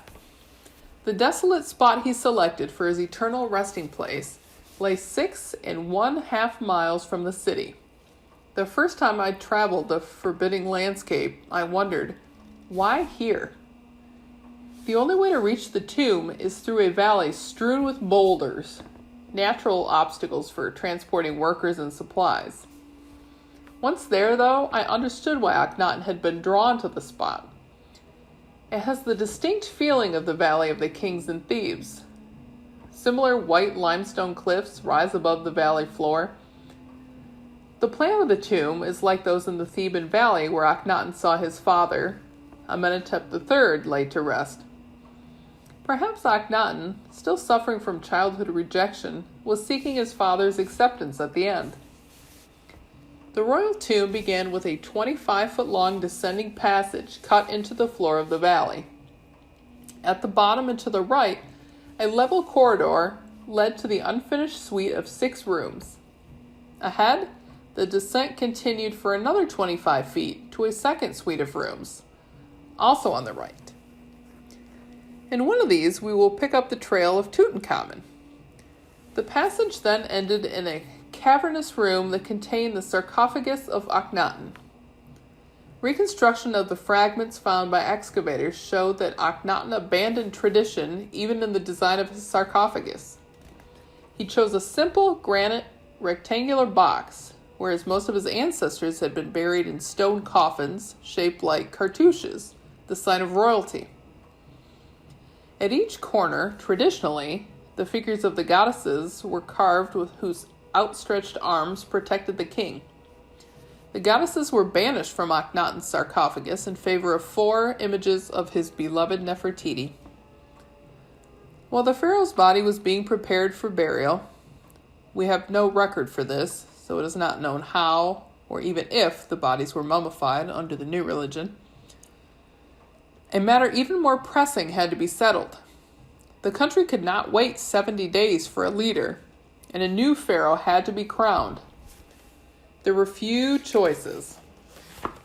As far as we can determine from inscriptions on the broken blocks at Amarna, Akhenaten's family was severely depleted. Nefertiti had died several years before him. Another shadowy member of the royal house who reached adulthood was a boy named Smenkhara. He may have been Tutankhamun's brother, but it is not mentioned as a child or shown with the other royal children, though he appears briefly as co-regent with Akhenaten at the tail end of his reign. Smenkhare, however, died after less than 2 years of sharing the throne, leaving Akhenaten alone until his death. Of the 6 daughters born to Akhenaten and Nefertiti, Ankhesenpaten is the only one we hear of after her father's death. One other may have lived, but there is no solid evidence. Not only did infant mortality approach 50% of the birth rate in ancient times, but child mortality was also high. At the very least, 4 daughters had died. Akhenaten may well have been the only surviving member of the family with pure royal blood. The only other child with any royal blood at all was a young boy named Tutankhamun, who would later change the last part of his name to Amun. I believe he was the son of Akhenaten. Although many Egyptologists agree on this point, many do not. It is time to figure out who he was. When Petrie began excavating the palace at Amarna, one of the first things he looked for were its rubbish mounds, a source for copious information about palace life. Royal objects, jars, dishes, lamps, cosmetic jars, were often inscribed with the owner's names and, when broken, were discarded in the royal garbage heap. Petrie knew the value of carefully sifting through such debris and put some of his diggers on the job. Hundreds of objects inscribed with the names of the royal family were found, including some with Tutankhamun's name. It was clear to Petrie that this mysterious Tutankhamun, who at this time was a shadowy figure to Egyptologists, was in some way connected with the religious revolution at Amarna. Fortunately, in Tutankhamun's day, it was the fashion of the royal court to wear ceramic finger rings with the names of one member or another of the royal household. These bright blue ceramic rings, probably party favors, were fragile and broken easily. Among the royal trash, Petrie found dozens of them with the names of Akhenaten, his queen Nefertiti, the 6 princesses, and Tutankhamun. It was clear that he was a member of the royal household, but who were his parents and why was he never shown with the princesses? One question may answer the other, so let's start with Tutankhamun's father. If the temples and palaces at Amarna still stood, scenes from their walls may have supplied the missing details of Tutankhamun's parentage. There would have been thousands of blocks that once composed the great temples, all carved with inscriptions. Surely they were not all smushed to dust. Where were they? Petrie seemed not to have wondered about this. Years after he left Amarna, a German expedition working across the river from the ghost city of Amarna discovered that the blocks had been floated across the Nile for reuse in other temples and a later city called Hermopolis. These provided the first real clue about Tutankhamun's parentage. When the German expedition translated the Hermopolis blocks, as they later became known, they found the inscription, "King's son, of his body, his beloved, Tutankhamun." Other objects presented Tutankhamun's name in a cartouche, which indicated that Tutankhamun was a king. The Hermopolis blocks established with certainty that this king was also the son of a king. But which king? Who Tutankhamun's parents were had been debated by Egyptologists ever since the Hermopolis blocks were found. Some believe he was the son of Amenhotep III and his queen Ti. I have never found this theory credible because of simple arithmetic. From other sources that I will talk about later, we know the year Tutankhamun died. From a careful examination of his mummy, we know he was about 19 at the time of his death. Working backwards from the time of death shows that he was born in the middle of Akhenaten's 17-year reign. Queen Ti married Amenhotep, Akhenaten's father, early in his 38th year reign. Even if she were 15 at the time, she would have been in her 50s when Tutankhamun was born, almost certainly beyond childbearing age. Also, Amenhotep and Ti never mention a son Tutankhamun when their other sons are discussed. The records show they had 6 children, 4 girls and 2 boys. We know all their names. Finally, the name Tutankhaten is an Amarna name, associating him with the Aten, rather than the god Amun or other traditional gods Amenhotep III named his children after. The best candidate for Tutankhamun's father is Akhenaten himself. The problem, however, is that Tutankhamun is never shown with the rest of his family. The Amarna tomb walls show Akhenaten, Nefertiti, and 6 daughters, time after time, never a son. If Tutankhamun really was Akhenaten's son, why isn't he shown with the rest of the family? There are 2 good answers.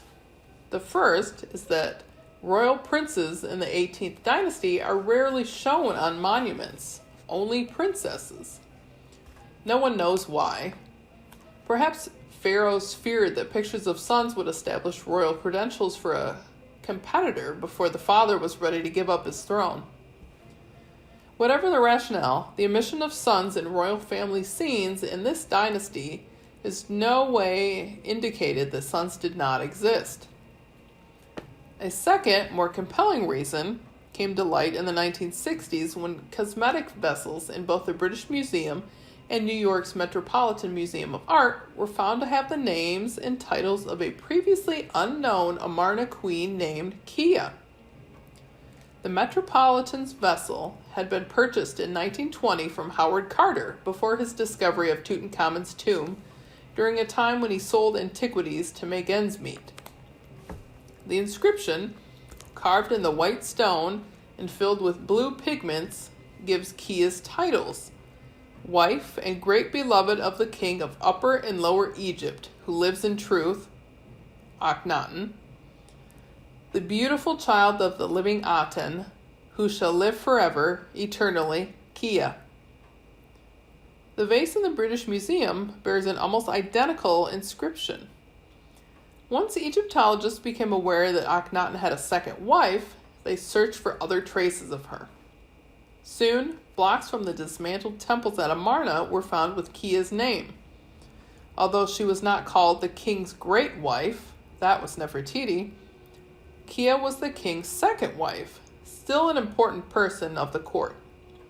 The blocks recovered from Akhenaten's dismantled temples contain scenes of Kia in the presence of Akhenaten, making offerings to the solar disk. Others show her worshiping the Aten in a temple built especially for her. She is never present, however, in any scene with a great wife, Nefertiti. They may have shared a husband, but certainly not the same prominence. Many of the blocks with scenes of Kia came from the area of the city known as the Maru Aten, where her temple, called the Sunshade, once stood. This temple was actually a large park enclosed with stone kiosks, probably closer to a meditation garden than a formal place of worship.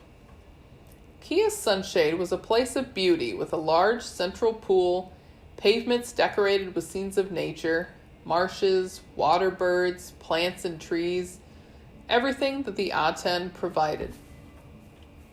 The kiosk, inlaid with colored ceramics and stones, showed Kia making daily offerings to the god.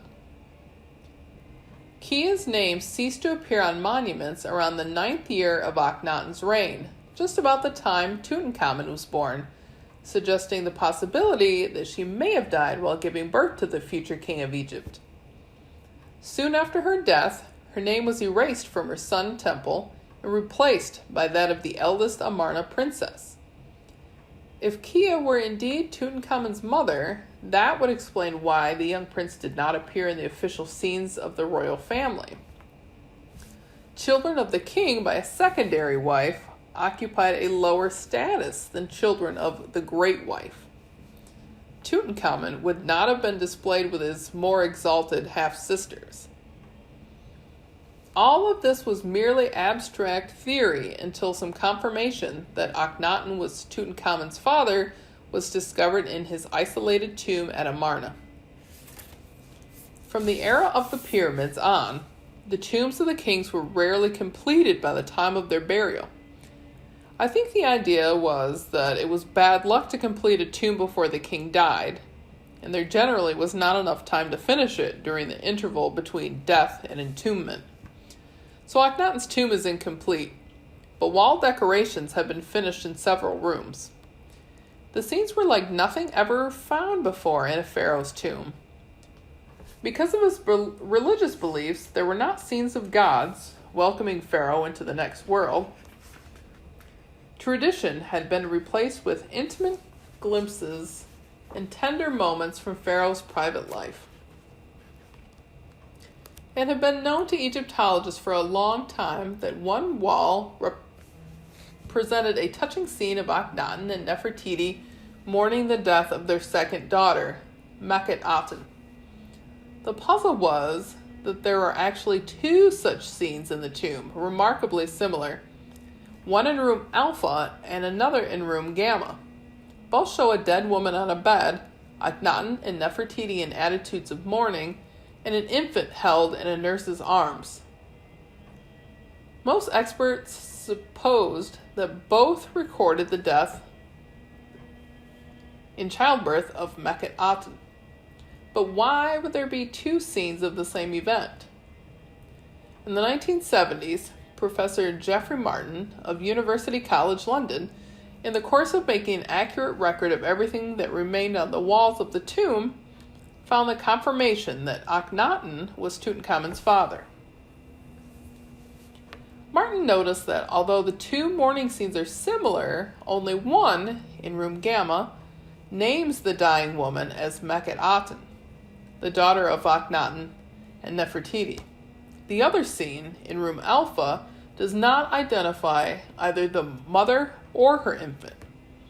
It could certainly be that these are two different women, each of whom died in childbirth, and are separately mourned. In the scene with the unnamed mother in room Alpha, Akhenaten and Nefertiti lean over the mother who has just died, while behind them, a woman, possibly a nurse, holds a newborn infant. Most significant, the nurse and infant are shaded by a fan bearer, indicating a royal baby. Martin plausibly suggests that the scene in room Alpha shows the birth of Tutankhamun, and that the mother is probably Kia, the second wife of Akhenaten. Put together, the case runs like this. Someone gave birth to a royal child, hence the royal fan bearer.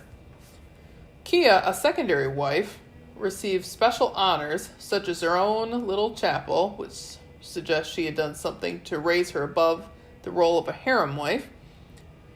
As it turned out, this elevated status did not last. She died in childbirth. Her chapel was rededicated to someone else. Presenting a daughter to Pharaoh would not excite a father who already had 6 others. The possibility of a son would, and it would earn a picture in the king's tomb if it came to pass, especially if he had none with his primary wife. Hence, in all probability, Kia, Akhenaten's second wife, bore the king a son. We know that Tutankhamun was the son of some king from the Hermopolis blocks, probably not Amenhotep III and his elderly wife. The conclusion is tenuous, but I believe it is correct. Tutankhamun was the son of Kia and Akhenaten.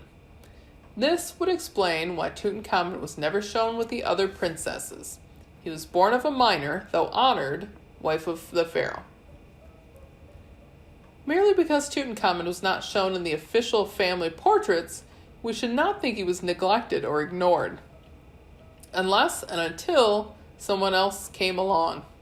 Tutankhamun stood just one step behind the heir apparent Smenkhare. We can assume that Tutankhamun enjoyed all the benefits and attention befitting a member of the royal household, one who might be pharaoh someday. The Murder of Tutankhamun. Chapter 5, Part 2. We are now in a position to reconstruct what young Tutankhamun's life must have been like in Amarna. Born in the middle of the greatest religious revolution Egypt has ever seen, Tutankhamun started his life in a bustling, energetic family at its peak, full of the optimism and excitement of a new movement, but distant from the rest of Egypt and its traditional gods. As a child, he wouldn't have understood the ideas his father preached, but he would have sensed that his father, the king, was an important leader.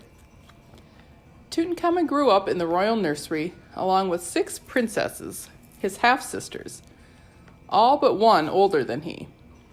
The heir apparent, Smenkhare, was probably an older brother or half-brother, more than 10 years his senior, and may have already been on his own. Tutankhamun began learning to read and write around the age of 4. Learning to read hieroglyphs is more difficult than one might think. It's not just picture writing. When you see an owl or a foot hieroglyph, the inscription isn't talking about birds and feet. The owl represents the sound of M, and the foot the sound of B. Many hieroglyphs are phonetic, just like our alphabet. Tutankhamun learned 25 letters of the Egyptian alphabet, and then he started on the hundreds of other hieroglyphs that are ideographic, pictures of the words or idea they represent. Hours upon hours would be devoted to writing hieroglyphs correctly with a reed brush, and the student chewed on until the end splayed and was soft like a paintbrush. The scribal palette was a rectangular block of wood or stone with pits for blocks of red and black ink and a hollowed slit to hold the reed brushes. Tutankhamun's palette, later found in his tomb, was carved from ivory and inscribed with his name. When he was ready to write, he dipped his brush in a little bowl of water, touched it to the solid ink, and drew his hieroglyphs on broken bits of pottery for practice, later on papyrus. The hieroglyphs for writing show the implements Tutankhamun learned with the palette, the little bowl, and the reed brush. Tutankhamun practiced by copying texts of the wisdom of earlier generations. Traditionally, maxims that would improve the mind as well as penmanship were favorites. Let your name go forth while your mouth is silent. Report a thing observed, not heard. I suspect that as Tutankhamun grew older, he was given prayers to the Aten to copy. Life was not all study for Tutankhamun. He must have gone swimming off the banks of the Nile with his sisters and children of the courtiers, along with an entourage of royal guards and nurses to watch for crocodiles. A favorite love poem from Tutankhamun's time laments, "My love is on one bank of the river and I on the other, and there's a crocodile on the sandbank." Tutankhamun learned to hunt ducks with a small bow, especially made for a boy's short arms, and probably delighted in hiding in the reeds and waiting for his target, often assisted by one of his sisters. It was a sport that he enjoyed all his life. The young prince had few cares. His older brother was going to be king, so Tutankhamun did not bear the responsibility or need the training to officiate at state and religious functions. When he was about 8 years old, Tutankhamun probably learned to drive a chariot. An experienced charioteer must have accompanied him to control its 2 prancing steeds, until Tutankhamun was strong enough to handle the reins alone. His teacher would have made the young prince practice for weeks to master the fine points of driving over rough and sandy terrain. Tutankhamun's chariot training was not to prepare him for battle someday. His father had no interest in military matters. It was so he could present a virile figure driving along the royal road in a family procession. There were some things Tutankhamun missed out on. His father had pledged never to leave the city, so it is unlikely that Tutankhamun was permitted a trip to the Delta, 250 miles north of Amarna, where the best duck and bird hunting was found in papyrus thickets so dense that 2 people 10 feet apart couldn't see each other. There, fowlers caught 20 birds in their nets at one time. Tutankhamun would have heard conversations in the palace about such fabulous hunts, but he would not participate. He must have also heard the stories about Thebes, the grand city with temples even larger than those at Amarna, where his grandfather had ruled and his father had grown up. But he couldn't visit there either.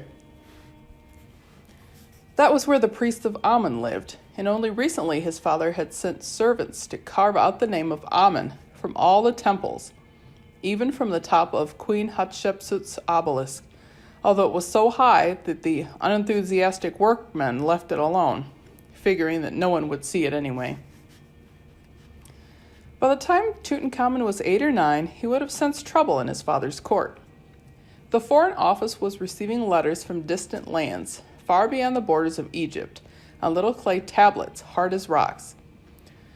The tablets, ranging in size from 2.5 to 3.5 inches wide, and 2.5 inches to 9 inches long, were covered with small, wedge-shaped writing, quite different from the hieroglyphs he had learned to write. They were written in Akkadian, the international language of the day. Many of the letters had been sent to Egypt from the kings of other countries: Byblos, Lebanon; Ugarit, Syria; Assyria, Iraq; and Hatti, Turkey. Others were sent by vassals requesting favors from the pharaoh. Many expressed puzzlement. Why does the king not answer their requests? For example, a succession of letters from a loyal prince of Byblos named Rib Abi, Akhenaten's man in Lebanon, was filled with desperate pleas. He wrote no fewer than 64 letters. Rib Adi is known from earlier letters to Akhenaten's father during better times that reveal a man of good business sense, able to conduct matters of state with dignity and pride. During Akhenaten's reign, Rib Adi's position in Byblos had weakened. The faithful prince wrote repeatedly to Akhenaten, telling of his plight, pleading with Pharaoh to send troops. When the troops were not sent, he wrote to the general Amenappa. When even this pitiful plea went unanswered, Rib Adi wrote to Akhenaten again. The plea remained unanswered. Rib Adi was nearly killed. A stranger stood with dagger drawn against me, but I killed him. I cannot go out the gate, and I have written to the palace, but thou hast not sent an answer. I have been wounded 9 times, and have feared so for my life. One can only wonder what end befell poor Rib Adi. Tutankhamun's father, an idealist and religious visionary, lacked all interest in dealing with the complex business of government and governing a major country. And so Tutankhamun passed his childhood in privilege, circumstances, and everything at his disposal a young boy could wish for, except that he was confined to the boundaries of just one city. Since little was expected of him as long as Smenkhare, his older brother, sat with his father on the throne, his life was otherwise carefree, perhaps dimly clouded by a sense that all was not right in Egypt.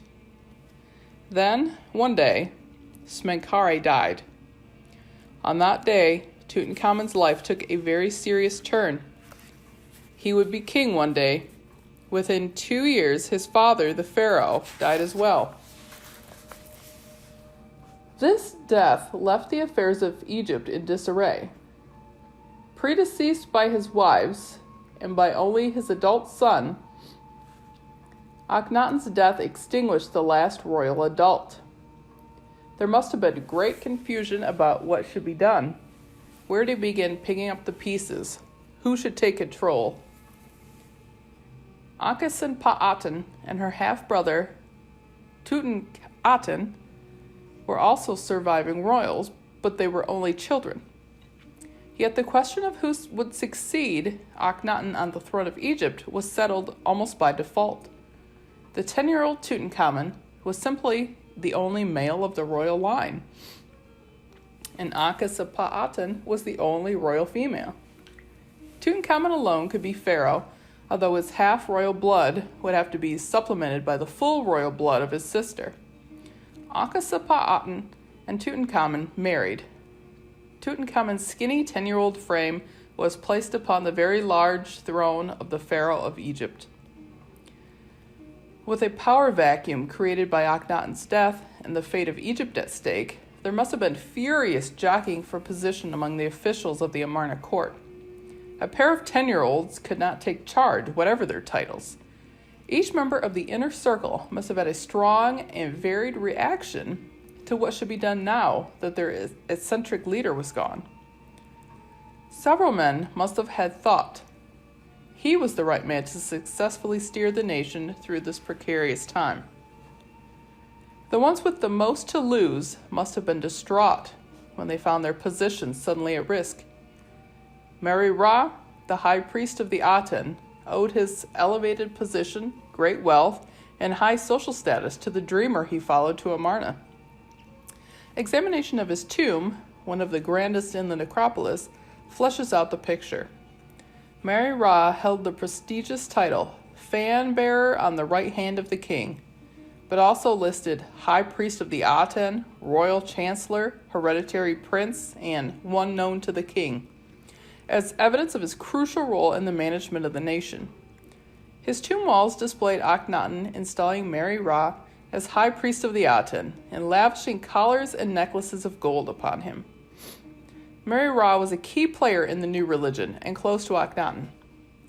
He was almost certainly alive when Akhenaten died in the 17th year of his reign, so he would be there to make decisions for the boy king and to push him to continue the support and practice of the new religion. Another nobleman, Penhesi, would have second in this council.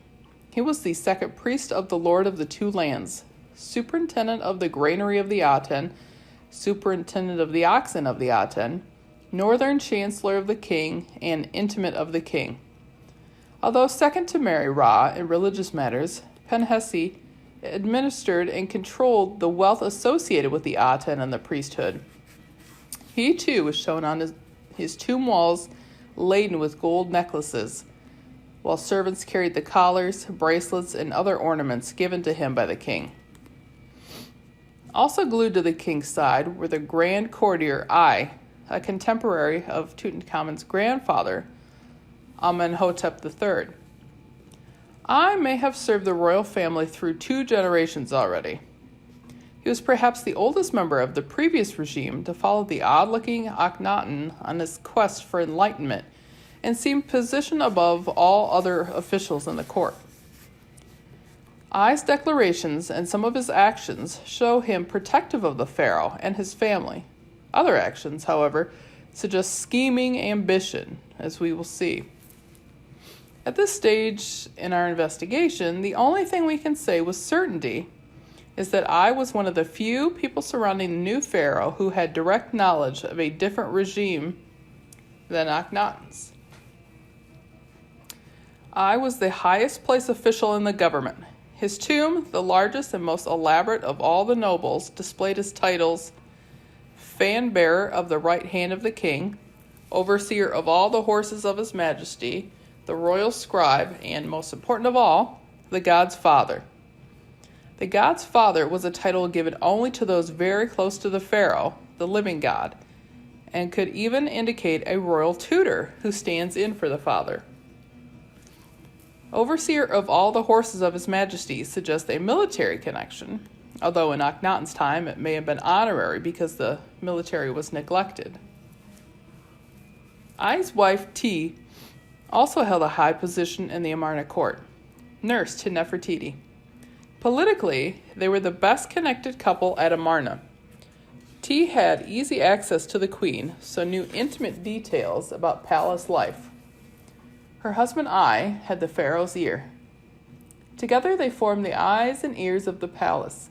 Their prestige at court is confirmed on the walls of Ai's tomb, where Tutankhamun is shown awarding gold collars to both Ai and T in recognition of their services, making T the only woman placed in the ranks of people of gold, suggesting that she was a power in her own right. An inscription on Ai's tomb walls boasts, "I was one favored by the Lord of all lands, great in favor from year to year, because of the exceeding greatness of my excellence in his opinion. He doubled for me my favors like the number of sand. I was the first of the officials at the head of the people, My name has penetrated into the palace because of my usefulness to the king, because of my hearing his teaching. These do not sound like the words of a selfless family retainer. They convey a self-aggrandizing view of someone who relishes all the trappings of power earned because of his outstanding abilities. Twice on the walls of his tomb, shows himself and his wife receiving honors and gold from the pharaoh. In one scene, a man seated on a stool asks a young boy leaving the ceremony, "For whom do they rejoice, boy?" The boy replies, "They rejoice for I, the god's father, together with T. They have been made people of gold." But work seems to have ceased on I's tomb long before Akhenaten died, which is peculiar, even ominous. A number of signs tell us so. There are several ways to tell when the work stopped on a tomb. Sometimes an inscription gives the date of its carving, for example, year 12 of Akhenaten. Another clue is to note the way the Aten's name is written. Before year 9, his name was Ra-Horiketi lives, rejoicing in the horizon, and his name Shu, which is Aten. After year 9 of Akhenaten's reign, the Aten's name was changed to Ra, the father who was returned to Aten. Still another way of dating a tomb is by the number of Akhenaten's daughters shown. The fourth princess appears around year 9, and the fifth around year 11. The walls of I's tomb are inscribed with only the earlier form of the Aten's name, and just 3 princesses are shown in the scene of the royal family. It seemed the work stopped on I's tomb around year 8 of Akhenaten's 17-year rule. Why? The answer may be that by the year 8 of the new order, I, from his privileged position as an insider, saw that things were not going well at Amarna. He may have realized that Camelot was doomed. This is only speculation. What seems clear is that I had no intention of staying long enough in Amarna to be buried. The question is, what plans did I have for his future? Someone who had to rule the country in Tutankhamun's place, at least until the child approached adulthood. Mary Ra, Penhesi, and I are the 3 officials most likely to have been to try to impose their wills on the immature king. Probably all 3 of them advised him, but there were crucial issues that divided them. Who had the final say? Who was the real power behind the throne? Mary Ra, the high priest of the Aten, had the most to lose if the young king abandoned the Aten. Penhesi's wealth and position were also tied to the Aten's estates. He, too, would have advised Tutankhamun to continue his father's religion. Both would have urged, for their own sake, if not the country's, that Amarna remained the religious and civil capital. But of these 3 possible regions, I held the highest rank, the only one titled God's Father. I was not committed to either the new capital or the new religion. Almost immediately, the real ruler of Egypt revealed himself. The decision was made to return to Thebes and resurrect the old religion. Only I, of these 3 Amarna leaders, makes the transition to the new regime. Mary Ra and Penhesi disappear from history. We can only imagine what happened to them. Although no inscription explicitly states that I became the Grand Vizier of Egypt, the equivalent of Prime Minister, most Egyptologists agree that he assumed the role. Now that he had control, I faced powerful interest blocs, such as the army and priesthood, grumbling loudly about the state of the country. I's power consisted of 2 very young royal children. His first step was to announce the restoration of the old regime by holding the coronation of the new pharaoh in Thebes, the traditional religious capital of Egypt, as soon as he could. I would have Tutankhaten and Akhenaten change their names to show their association with the old god Amun, becoming Tutankhamen and Akhenaten. The Amun part of their names is an English transliteration of Amen. Both acts would earn the support of the priests. The army would watch to see what lay ahead for them, but could only take heart in the fact that the new pharaoh had at least ended the isolation in Amarna. Sailing to Thebes for the coronation would have been the first time Tutankhamun and Akhenaten ever traveled outside Amarna, distracting them from the death of their father and the turmoil of Amarna. As the boat sailed up the Nile, they saw villagers lining the banks of the river, hoping to catch a glimpse of the new king and queen. When they landed at Thebes, these children, raised in an isolated city with only one god, must have been overwhelmed by the bustling city, its magnitude of temples and all sorts of different gods. They were orphans, separated from the only home they had known, about to denounce their religion. It must have all been quite terrifying. I and his wife T would have identified the sights, but it would have been a dozen years since they had been to Thebes.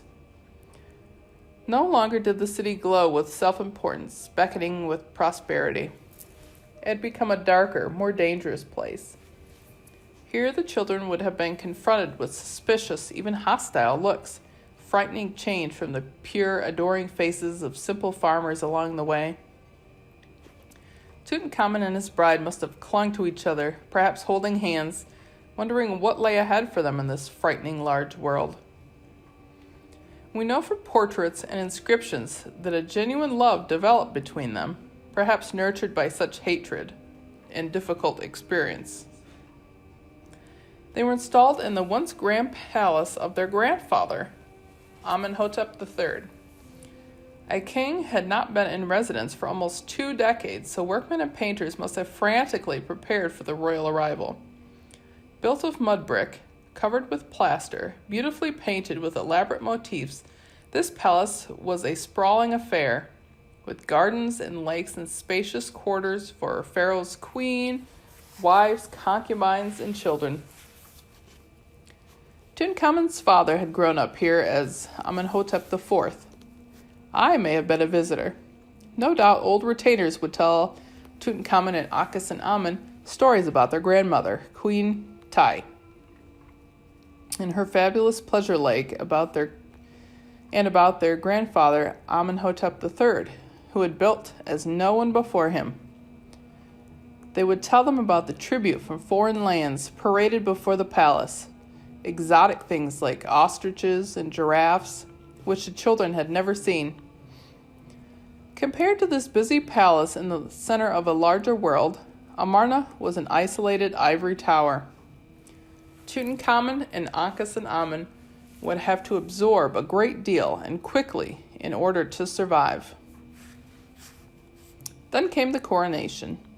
Tutankhamun stood before the gateway to Karnak Temple, the largest building he had ever seen, looking onto a courtyard filled with thousands of priests who served the god his father had banished. For the crowd of Thebans thronging outside, this was their first glimpse of the new king, who they prayed would return Egypt to the good old days. Tutankhamun was purified with ritual waters poured from 4 gold vases. Now he could enter the house of the gods. The procession moved slowly past the obelisk of Tutankhamun's ancestors, Thutmose I and Hatshepsut, past the shrine erected by Thutmose III, stopping at various places for rituals and prayers. He was presented with the crowns of kingship, the tall white crown representing Upper Egypt, then the red crown of Lower Egypt, successfully placed on his head. He became the Lord of the 2 lands, King of Upper and Lower Egypt. Then the blue Kefpresh crown, sometimes called the War Crown, was conferred, and he became the commander of the army. The crowns of Egypt were revered as possessors of magical properties, bestowed invincibility on those who wore them.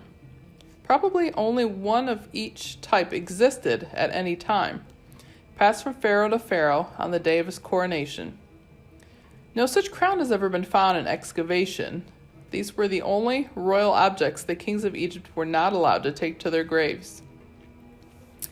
As the procession moved along the passageways between the temples, Tutankhamun neared his child-sized throne covered in gold. There, he was presented with the royal symbols of his authority, the crook and flail. Pharaoh was both the shepherd of his flock and its dominating master. 2 sets of crook and flail were found in Tutankhamun's tomb. One child-sized set, used at Tutankhamun's coronation. The other was that of a full-size pharaoh. The small set bore the name of the Aten, a last reminder of the days he was about to leave behind. As Tutankhamun sat for the first time upon the throne, the high priest of Amun recited his 5 royal names.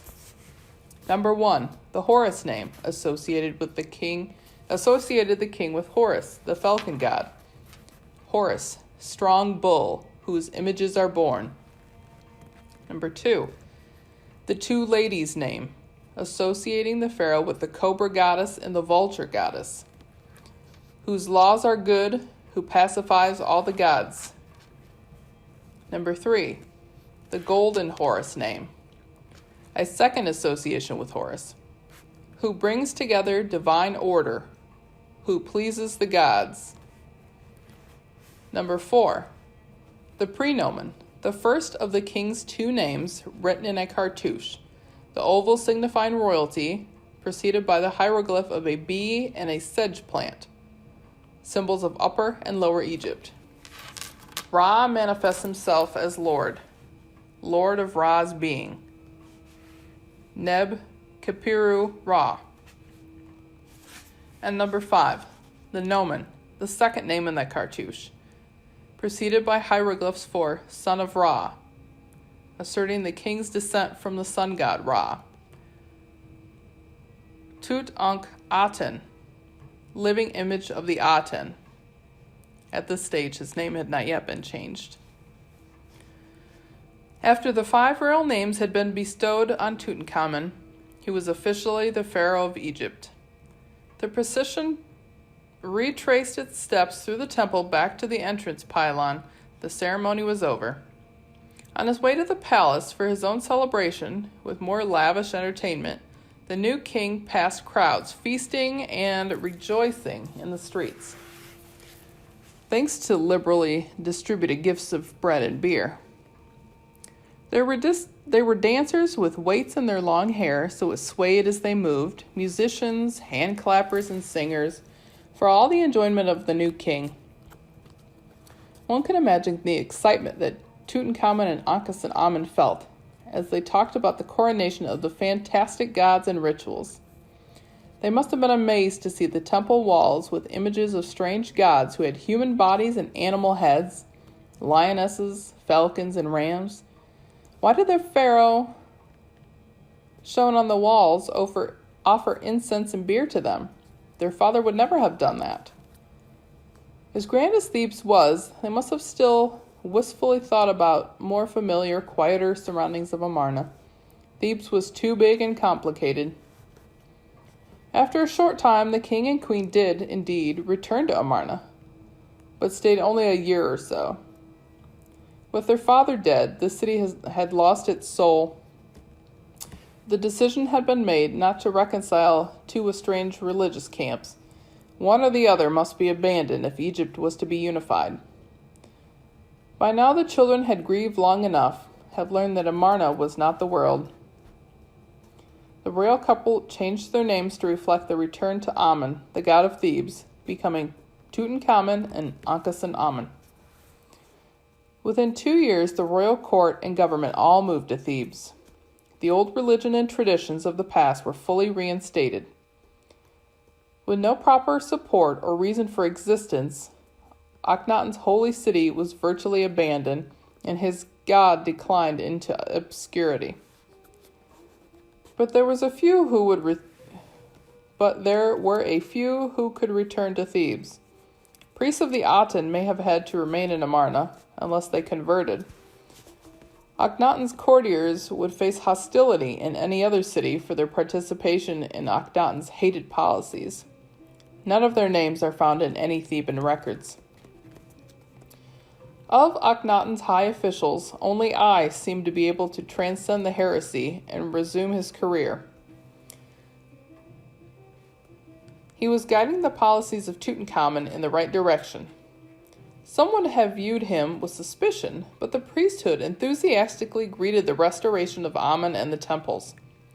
Any criticism of I would have waned as skeptics observed a trend back to the old tradition.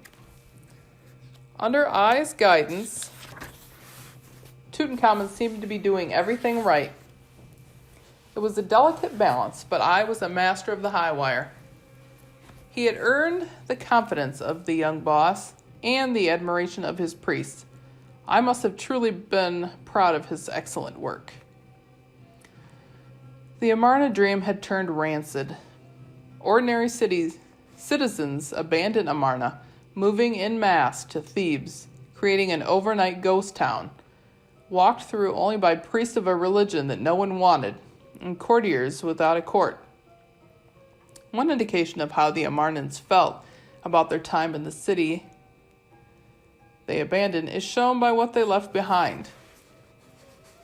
In 1912, the German expedition to Amarna, led by Ludwig Borchardt, made a dramatic discovery while clearing debris from the house and studio of a master sculptor named Tutmosis.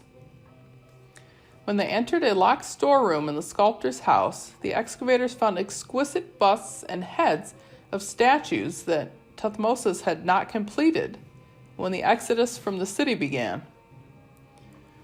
Among these pieces was the famous bust of Nefertiti. That such a work of art should be left behind can only mean that people did not want to remember the era they had helped create. Akhenaten was branded a heretic. Less than 15 years after his death, gangs of workmen were sent to Amarna to dismantle the temples and reuse their blocks in building projects elsewhere. Amarna was razed to the ground. What had once been an oasis of beauty on a barren landscape became a lost city in a desert. Egypt's brief encounter with the Aten was over. Monotheism would not return to the Nile Valley for 1,500 years. Egypt had shown it would not tolerate any changes in its religion or the role of its pharaoh, not for another 1,000 years, and not until it had lost its special place of dominance in the world. The Amarna heresy was a unique departure from Egypt's tradition-bound history, what physicists today call a singularity, an unparalleled event. The seeds of social revolution often take root in poverty and discontent. This movement sprang from prosperity. Most revolutions that shake political foundations are fraught with violence. Tutankhamun's was peaceful. His dream was realized for a while because the person with vision carried the awesome power of a pharaoh, almost enough to pull it off. But he died too soon, ending could have been a turning point in the history of the world. Today we are so comfortable with monotheism that it's difficult to imagine just how revolutionary the idea was for the inhabitants of the Nile Valley. For 2,000 years, Egyptians had worshipped numerous gods, their deities rising and falling in importance and evolving into aspects of each other, but they were never discarded. Often foreign gods, seen as aspect of Egyptian gods, were welcome into the pantheon. When you already have a number of gods, a few more are no problem. Rather, why take the chance by excluding one who may be powerful? There was no reason to choose only one deity when many gods suited them so well. Monotheism forced people into a mode of thinking that seemed, if not unnatural, at least unreasonable. Even Akhenaten didn't comprehend the great danger of monotheism, that it is decisive.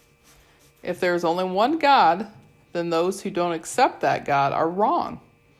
Monotheism draws a line between us and them, divides people and nations into believers and non-believers. No war was ever fought between polytheistic countries over whose god was the true one. Compare this with the number of wars fought on behalf of the Jewish, Christian, and Islamic religions. Akhenaten had not realized that. If a modern parallel would help us understand the Amarna Revolution, consider the changes now taking place in Germany. Two halves of the nation had long been ideologically divided. One was led by the leader whose vision was out of touch with reality, who could support his ideal only through intolerance. In the end, he lost.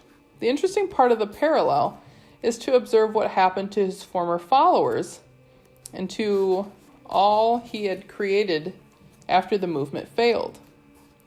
Today, almost no one in East Germany acknowledges support for the former regime. They rush to help pull down old statues and buildings they themselves had erected. In ancient Egypt, too, there was a general denial of ever having been a part of Akhenaten's movement. Even names were changed to make assimilation possible. I can't imagine a citizen of Amarna named Aten-en-Heb, the Aten is in festival, returning to Thebes with his name intact. This is why there are so many unanswered questions about what happened at Amarna, as there are about the inner workings of communism in Germany. Just as most communists did not keep souvenirs of their membership, the inhabitants of Amarna did not preserve artifacts of the revolution. The bust of Nefertiti was left behind because no one wanted it. The man who caused it all assuredly did not rest peacefully deep in the confines of his Amarna tomb. Soon after the city was abandoned, all its tombs were robbed for treasures they contained. The bodies of Nefertiti, Kia, and the 5 princesses who died at Amarna have never been found. Like Akhenaten's, they were probably torn to shreds.